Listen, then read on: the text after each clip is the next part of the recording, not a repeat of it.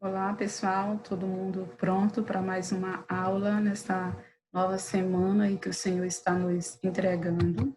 Vamos então dar início nesse dia 1/6, estamos aí em um novo mês, o mês de junho.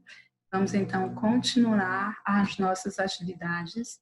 E nesse mês nós estamos estudando sobre o valor solidariedade.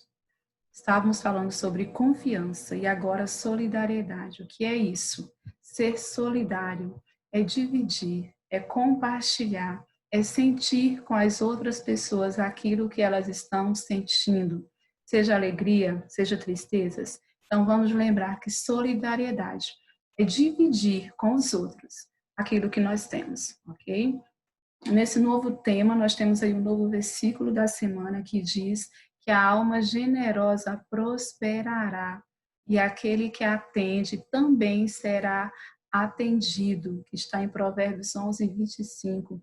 Ou seja, se você ajuda, você vai ser ajudado, você vai prosperar, você vai sempre ter e você vai poder ajudar muitas outras pessoas. Então, vamos lembrar de sermos solidários, de dividirmos, de compartilhar aquilo que temos com outras pessoas, como diz esse versículo, tá? Ok? Nós vamos ver, então, os nossos livros da Bíblia. Vamos estar aí revendo mais uma vez os livros da Bíblia e vamos lá, então, observando também as suas divisões. Vamos lá, junto comigo, bem forte? Gênesis, Êxodo, Levítico, Números, Deuteronômio, Josué, Juízes, Ruth, 1 Samuel, 2 Samuel, 1 Reis, 2 Reis, 1 Crônicas, 2 Crônicas, Esdras, Neemias, Ester, Jó, Salmos, Provérbios, Eclesiastes, Cantares, Isaías, Jeremias, Lamentações, Ezequiel, Daniel, Oséias, Joel, Amós, Obadias, Jonas, Miqueias, Naum, Abacuque, Sofonias, Ageu, Zacarias e Malaquias. Vamos então aí para os livros do Novo Testamento que diz Mateus, Marcos, Lucas, João, Atos, Romanos, 1 aos Coríntios, 2 aos Coríntios, Gálatas, Efésios, Filipenses, Colossenses, 1 Tessalonicenses, 2 Tessalonicenses, 1 Timóteo, 2 Timóteo, Tito, Filemon, Hebreus, Tiago, 1 Pedro, 2 Pedro, 1 João, 2 João, 3 João, Judas e Apocalipse. Vimos então aí os 66 livros da Bíblia Sagrada. Vamos então agora estar orando, vamos falar com o Papai do Céu. Feche seus olhos e ore com a tia. Querido Deus, muito obrigado pelo teu amor, que é grandioso para conosco. Obrigado porque nós podemos confiar no Senhor. Obrigado por cada uma das necessidades supridas. Obrigada pela vida de cada criança, de cada família. Derrame cada dia sobre cada uma delas as tuas ricas bênçãos.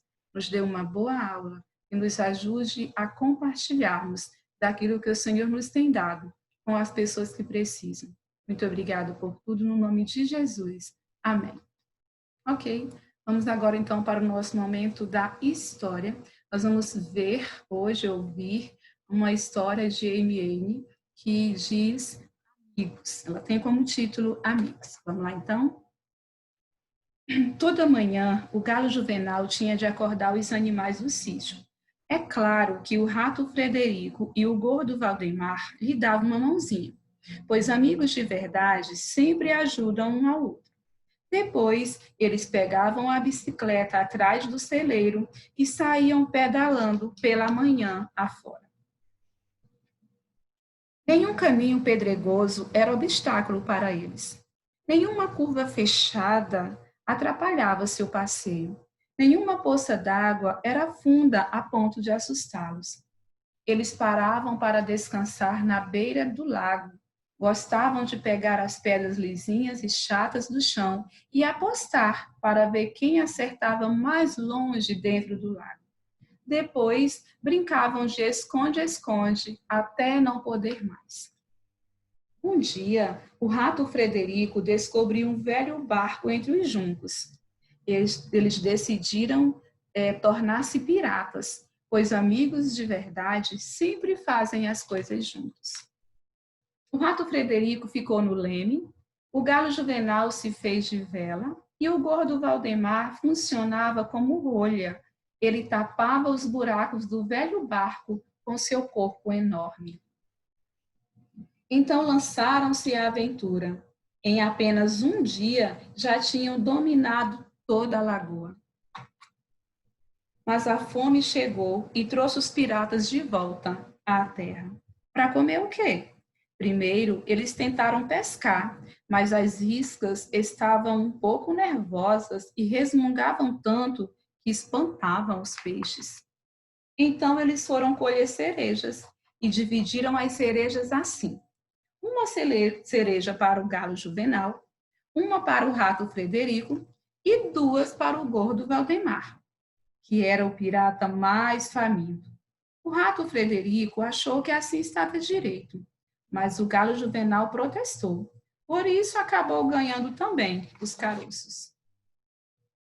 Quando acabaram de comer, o gordo Valdemar precisou ir ao matinho e os outros dois também. Logo as sombras começaram a ficar cada vez mais compridas e eles então voltaram para casa. Atrás do galinheiro, perto do tonel onde se guardava a água da chuva, juraram amizade eterna e decidiram nunca mais se separar. Naquela noite, decidiram dormir juntos na casa do rato Frederico, mas o galo Juvenal ficou entalado no buraco do ralo. Por causa disso, eles resolveram pernoitar no chiqueiro, onde morava o gordo Valdemar. O problema é que o rato Frederico tinha um nariz muito sensível. Então, os três resolveram ir para o galinheiro. Só que o peso do gordo Valdemar provocou um pequeno acidente. Por isso, não tiveram remédio senão dizer boa noite e ir cada um para a sua própria casa. Mas nos sonhos, lá estavam eles, juntos, novamente, pois amigos de verdade, ninguém pode separar. Beleza? Então, essa é a nossa história aí desses três personagens, que é o porco, o galo e o rato. Vamos revisar, então, os meses do ano, falar um pouquinho sobre o calendário, os dias da semana. Lembrando que 7 dias formam uma semana, que é domingo, segunda-feira, terça-feira, quarta-feira, quinta-feira, sexta-feira e sábado, ok? Lembrar que essas semanas, 4 a 5 semanas, formam um mês que tem 30 ou 31 dias. Lembrando que fevereiro é o menor mês do ano, contendo aí 28 dias, e de 4 em 4 anos ele tem 29 dias. Vamos lembrar que para formar um ano é necessário 12 meses. E esses meses vão formar exatamente 365 dias. Vamos então revisar, falar juntos os meses do ano. Vamos lá, bem forte? Janeiro, fevereiro, março, abril, maio, junho, julho, agosto, setembro, outubro, novembro e dezembro, os 12 meses que formam o ano, ok? Vamos então na nossa aula de português hoje. Nós vamos estar abordando o gênero textual repente. Lembrando que gênero textual são os tipos de textos que nós estudamos. Então, hoje nós vamos falar sobre repente. E dentro desse gênero textual, nós vamos falar sobre rimas e separação de sílabas. Beleza? Então, continuando, vamos compreender o que é repente. Repente é uma cantoria improvisada criada no momento em que os repentistas estão cantando. Então, o repente é uma cantoria que acontece, ela não é planejada, por isso improvisada, porque ela não é planejada, você vai lembrar de repente, ela acontece na hora. Ninguém escreve a cantoria antes de cantar, ele vai criando no momento em que está cantando. Ela acontece geralmente entre dois cantores em forma de disputa. No momento em que vai vão criando o repente ali, vão disputando quem vai ser o melhor repentista, que é assim chamado as pessoas que criam repente, beleza? Sobre o que acontece? Esse repente, ele pode ser cantado, essa cantoria sobre temas diversos, não tem um tema certo, pode acontecer sobre qualquer tema, ok? E pensando nisso, a gente já vai ler aqui o texto da página 93, onde nós temos um repente, ok? Esse repente, ele traz como título Nomes de Gente, é de Geraldo Azevedo e Renato Rocha. Vamos lá? Acompanhe comigo no seu livro, página 93, leia comigo. Vamos lá? Nomes de gente. Tem muito nome de gente, muito significado. Prudêncio, que é prudente. Tito, que é honrado. Hugo, que é previdente. Reinaldo, que é ousado. Tem muito nome de gente, muito significado. Tem muito nome de gente que é nome de bicho. Tem Jonas, que é pombo, e Raquel, que é ovelha.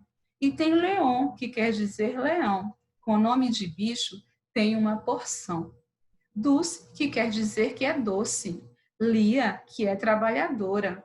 Olga, que é nobre moça. Berenice, a vencedora. Bárbara é estrangeira.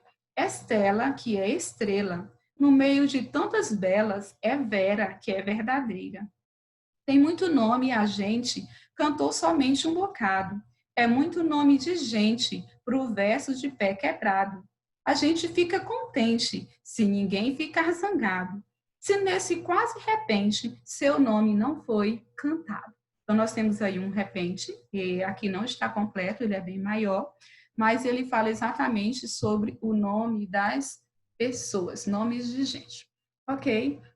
Vamos compreender agora o que é rimas, já que nós vamos também falar sobre rimas. Rimas são repetição de sons iguais ou similares em uma ou mais sílabas no final dos versos. O que é similares? Parecidos. Então, rimas são repetições iguais ou parecidas que vêm no final dos versos, não no começo, não no meio. Lembre-se, no final, ok? Lembrando que versos, vamos nos relembrar aqui, versos acontece nas estrofes dos poemas, faz parte da estrutura dos poemas, estrofes e versos, ok? Como nós estudamos também sobre cordel, eu trouxe uma estrofe de um poema de cordel, do cordel de João José da Silva, que traz como título O Caçador Sertanejo. Então, nós vamos ler esse cordel e vamos observar rimas dentro dele, ok? Então, vamos lá? Que diz, o caçador sertanejo.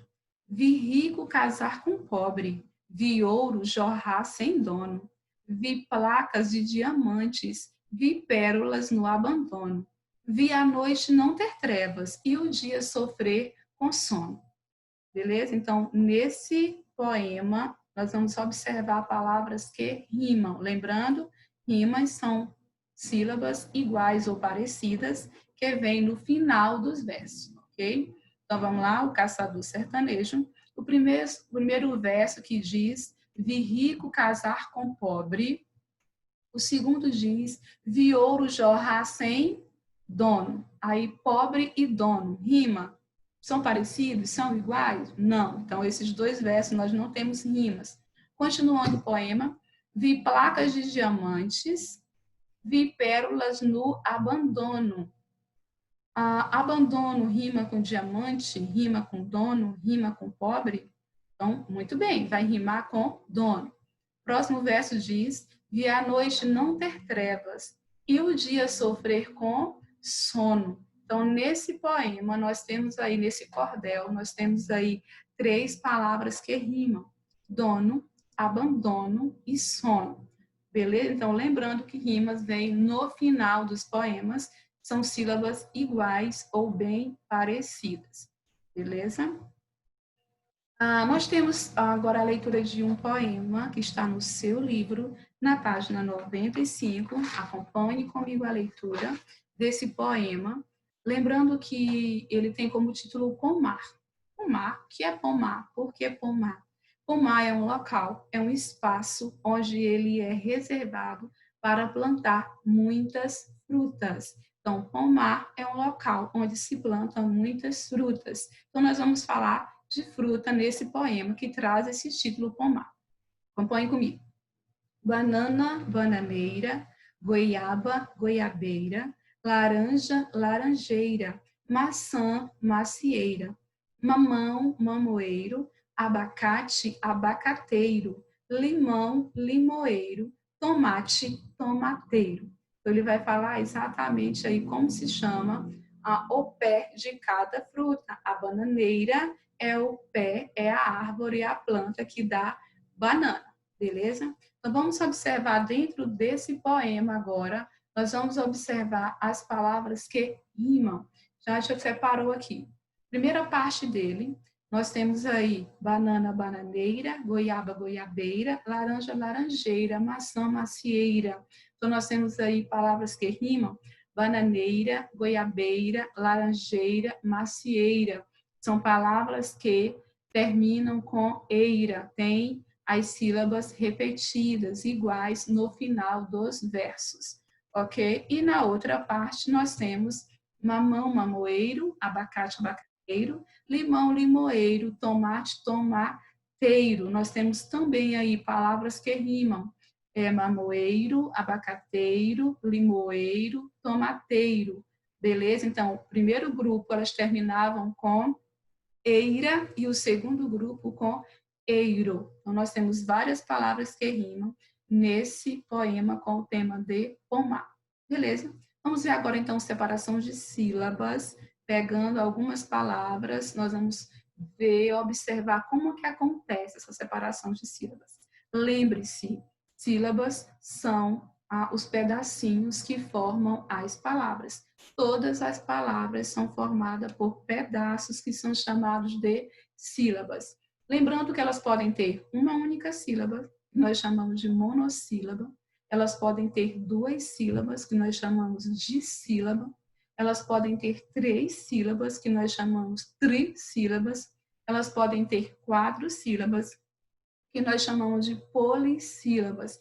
Passou de 4, 5, 6, 10, são polissílabas, tá? Então, lembra, monossílaba, dissílaba, trissílaba e polissílabas de 4 ou mais sílabas. Beleza? Vamos ver então. Nós temos aí uma casa. Quantas vezes você abre a boca para falar a palavra casa? Vê comigo? Casa. Então, você abre a boca duas vezes. Casa. Então, logo a palavra casa, ela é formada por duas sílabas, é chamada de sílaba porque ela é formada por duas sílabas, beleza? Vamos ver então agora a palavra goiaba. Goiaba, goiaba. Lembra que você não fala goiaba, ou eu vou comer uma goiaba, você fala uma goiaba. Ou seja, às vezes as vogais podem ficar juntas. Nesse caso da palavra goiaba, goi, o i vai ficar junto com o, a, eu, ba. Então, nós temos aí a palavra goiaba, onde nós temos aí três sílabas, goiaba. Então, ela é uma palavra trissílaba formada por três sílabas, beleza? Vamos observar, então, a árvore. Quantas vezes você abre a boca para falar árvore? Vai lá. Arvore. Quantas? Três. Muito bem. Então, qual a primeira? Arvore. Logo, árvore também é uma palavra trissílaba, porque ela é formada por três sílabas. Beleza? Vamos ver, então, a palavra abacate. Abacate. Quantas vezes você abre a boca? Vamos lá, contando. A, ba, ca, te. Logo, abacate é uma palavra formada por quatro sílabas, chamada de polissílabas, ok? Polissílabas, palavras formadas por quatro pedaços, que são as sílabas. Nós temos, então, a palavra, o desenho sol, e vamos observar. Quando você fala sol, quantas vezes você abre a boca? Sol. quando você fecha a boca, você já falou a palavra toda, não é verdade? Então, a palavra sol, ela é formada por apenas uma sílaba. Ela é chamada de monossílaba, são as palavras formadas por uma sílaba, ok? Muito bem. Então, neste momento, nós vamos passar para as... A gente colocou aqui bem explicadinho, para você não ter dificuldade. Na página 94, você vai ler a estrofe do poema. Você vai circular palavras que rimam, lembrando rimas finais iguais ou bem parecido, com sílabas iguais ou bem parecidas. Você vai escolher depois duas rimas, você vai criar palavras que rimam e vai completar os versos com essas duas palavras. Na página 95, você vai fazer a partir da questão 1. E ela diz lá, você vai circular de vermelho no poema as rimas com eiro, beleza? E de azul as rimas com eira. Palavras que rimam com eiro, você vai circular de vermelho. Palavras que rimam com eira, você vai circulá-las de azul. Na página 96, você vai registrar quantas sílabas tem a palavra abacate. 1, 2, 3, 4, 5. Você vai contar, separe falando, depois você vai registrar a quantidade de sílabas. Em seguida, você tem um quadro com algumas palavras relacionadas ao poema que nós lemos e você vai separar as sílabas das palavras que estão lá no quadro. E depois você vai completar. Lá tem algumas palavras, estão faltando algumas sílabas, ou em cada palavra falta uma sílaba. Você vai estar observando a sílaba que está faltando em cada palavra e vai estar escrevendo lá no lugar certinho, com a letra bonitinha. Ok? Então, essa era a nossa aula de hoje. Fique com Deus. Nos encontraremos mais tarde, beleza? Beijo e até mais.